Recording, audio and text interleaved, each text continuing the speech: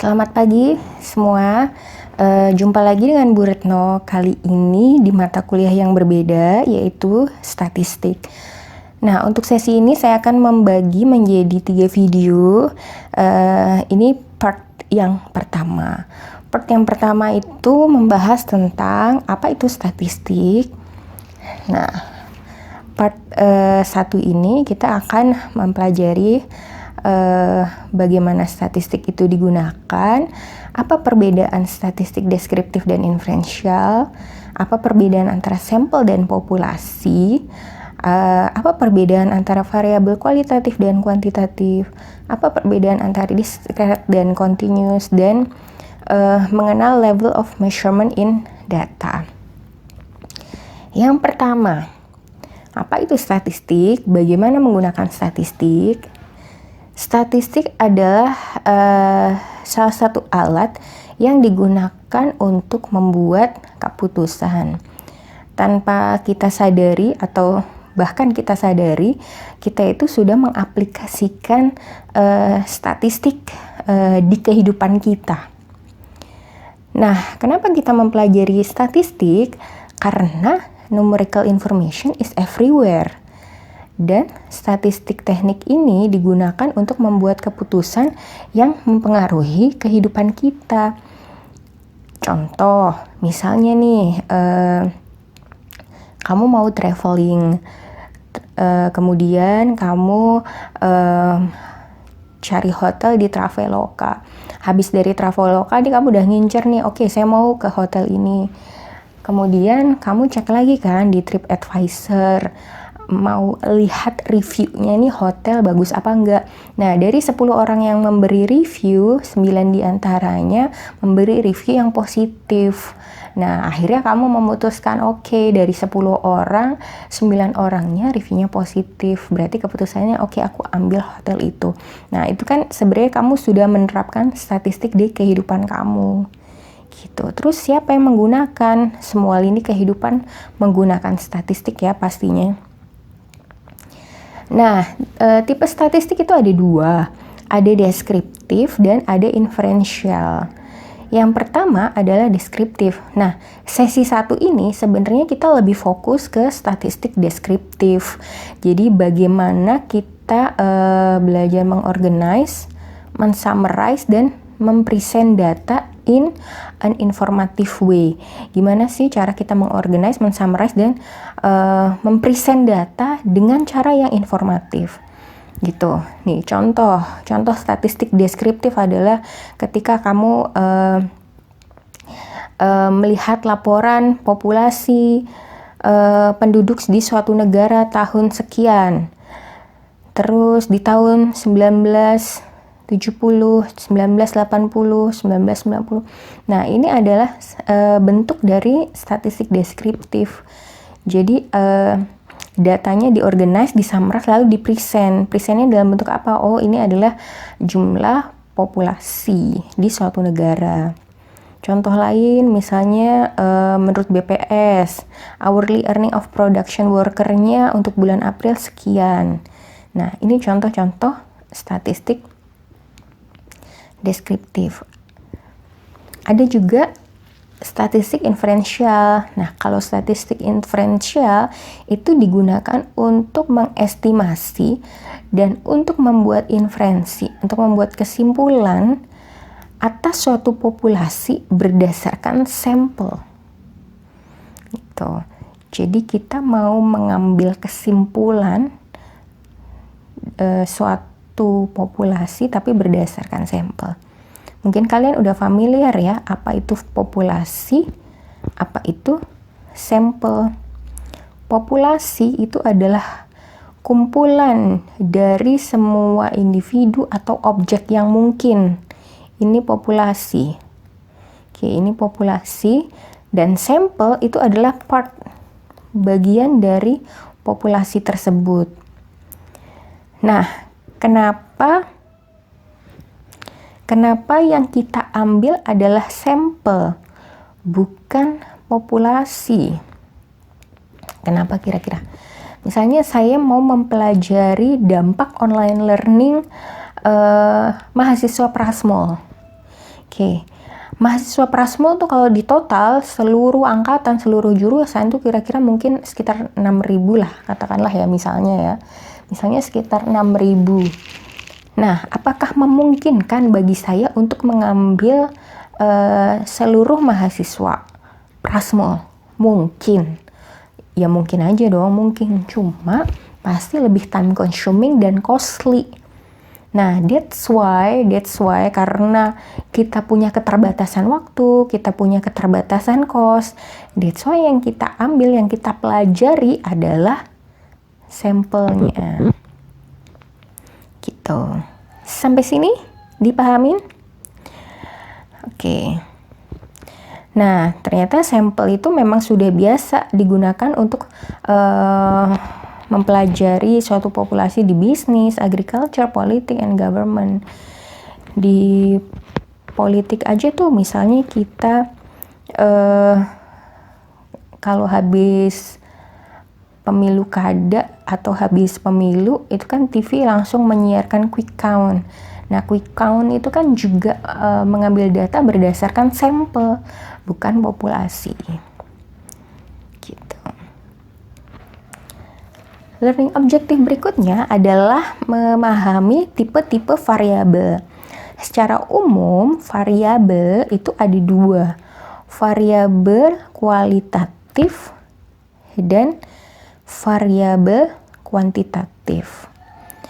Bahasa gampangnya nih, kualitatif itu variabel-variabel yang kategorikal.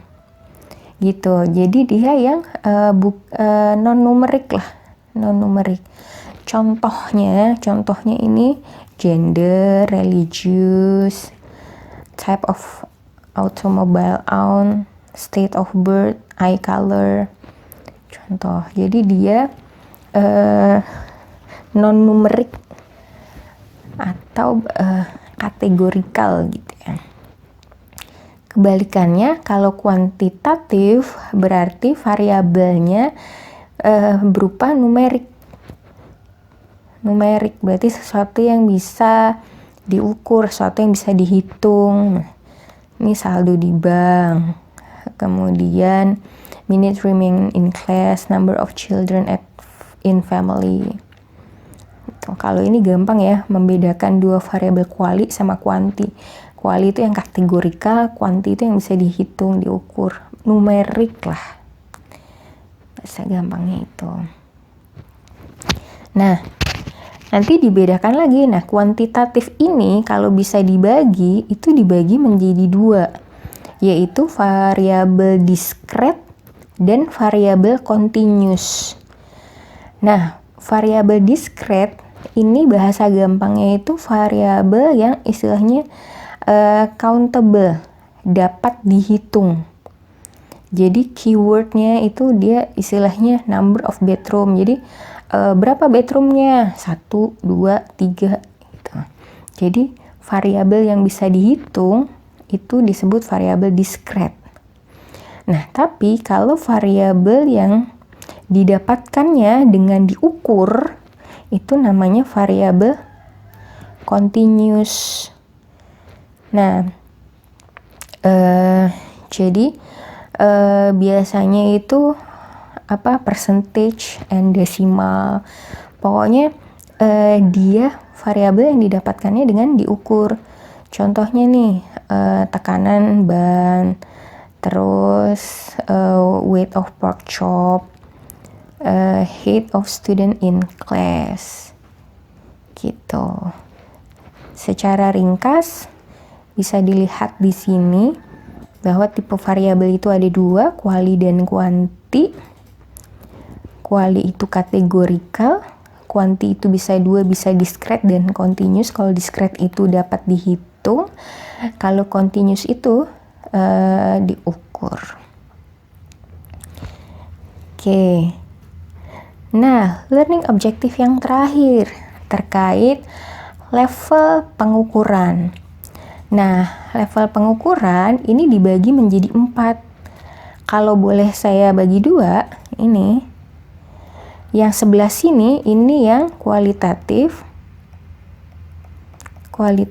yang di sini kuantitatif. Oke, nah yang kualitatif, level pengukurannya itu ada dua, yaitu nominal dan ordinal. Namanya aja nominal. Dia salah satu yang kuali. Berarti cirinya adalah keywordnya adalah dia kategorikal. Dia kategorikal, tapi dia tidak bisa di-arrange in any particular order. Dia nggak bisa di-arrange berdasarkan urutan. Contohnya eye color, gender, religious. Ini kan nggak bisa diurutkan mana yang lebih tinggi, mana yang lebih rendah. No, nggak bisa. Ini kebalikannya sama ordinal. Ordinal ini sama-sama kategorikal, tapi dia bisa diurutkan. Gitu. Diurutkan berdasarkan ranking. Misalnya kurang enak, sedang, enak gitu. Jadi itu kan variabel yang kategorikal ya, enak, nggak enak, kurang enak ya. Tapi dia bisa diurutkan berdasarkan rankingnya. Kalau yang rankingnya rendah berarti dia kurang enak, yang rankingnya tinggi berarti sangat enak. Gitu. Nah, kemudian kalau variabel level measurement yang kuantitatif itu ada interval dan ada rasio. Kalau interval itu datanya itu bisa di-rank. Dia semacam apa ya? Dia kayak ordinal nih, datanya bisa di-ranking. Cuma yang membedakan sama rasio ini, there is no meaningful zero. Tidak berarti nol. Misalnya gini, contoh data yang interval itu adalah temperatur. Temperatur ini kan data yang bisa kita ranking kan ya. Makin tinggi temperaturnya berarti artinya makin panas. Tapi kalau misalnya ada data 0, itu istilahnya bukan berarti dia 0, bukan berarti nggak ada suhu, tapi emang 0 derajat tuh artinya dingin sekali, gitu. Kalau rasio, dia itu interval level with an inherent zero starting point. Jadi kalau rasio itu data yang pasti starting point-nya itu dari 0, gitu. Udah inherent zero starting point. Nah, contohnya di sini adalah monthly income, distance traveled by manufacturer, represent per month. Oke, kebayang nggak bedanya interval sama rasio? Jadi kalau interval itu nolnya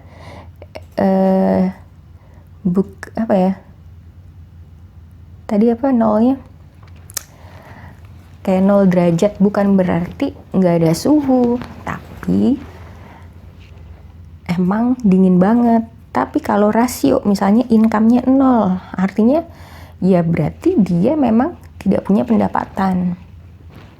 Gitu. Coba kita lihat contoh-contoh yang lain. Nah, nih kalau nominal tadi kan keywordnya adalah kategorikal, nggak bisa diurutkan. Kemudian ordinal level, kalau ordinal level ini kategorikal tapi bisa diurutkan dari low sampai high, gitu. Nah, kalau interval level nih kan, dia data diklasifikasikan or ordered according to the amount of characteristic they possess. Jadi dia bisa diurutkan. Contohnya ini,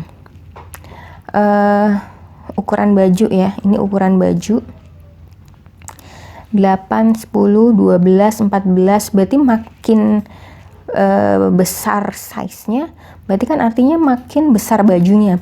Tapi apakah misalnya size 0 itu artinya nggak nggak ada ukuran. No, size 0 itu untuk bayi, for baby gitu. Jadi no meaningful zero, bukan berarti 0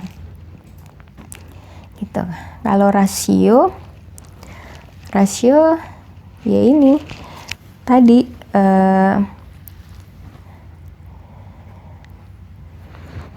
perbedaannya sama interval. Dia kalau ada angka 0 berarti ya udah, berarti dia artinya emang nggak ada. Misalnya date-nya 0, berarti ya emang dia nggak punya utang gitu. Itu ya yang membedakan antara interval sama rasio. Lalu kenapa kita harus paham tentang level of measurement of data? Karena salah satunya adalah ini, untuk menentukan statistik yang akan kita lakukan. Jadi tes statistik yang mau kamu lakukan itu based on level of measurement kamu.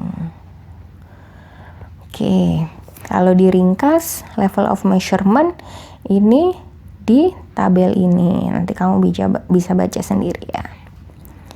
Oke, sampai sini oke? Oke, kita lanjut ke part 2 di video berikutnya.